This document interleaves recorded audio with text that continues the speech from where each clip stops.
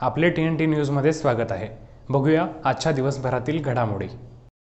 दत्तराज पतसंस्थेची 120 कोटींच्या व्यवसायाकडे वाटचाल, सर्वसाधारण सभा उत्साहात संपन्न।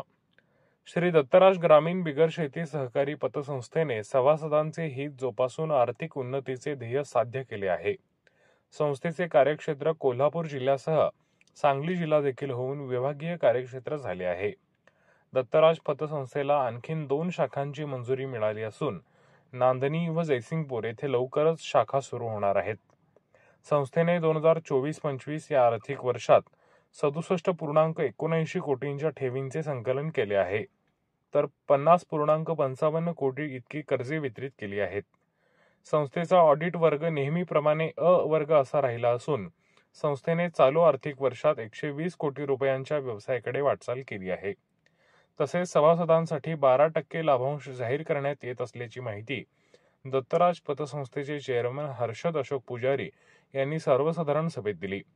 दत्तराज ग्रामीण बिगर शेती सहकारी पतसंस्थेची 28वी वार्षिक सर्वसाधारण सभा हॉटेल मंगलम येथे उत्साहात संपन्न झाली।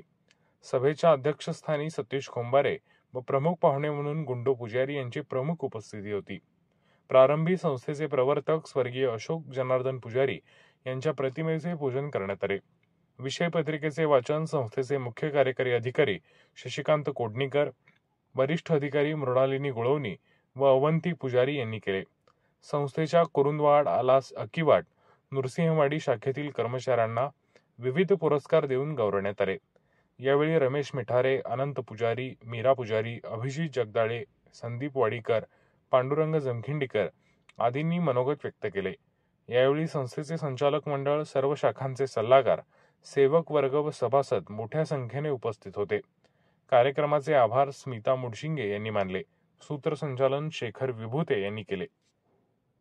आपल्या परिसरातील घडामोडी पाहण्यासाठी TNT न्यूजला लाईक करा, शेअर करा, सबस्क्राईब करा आणि बेल आयकॉनवर क्लिक करायला विसरू नका।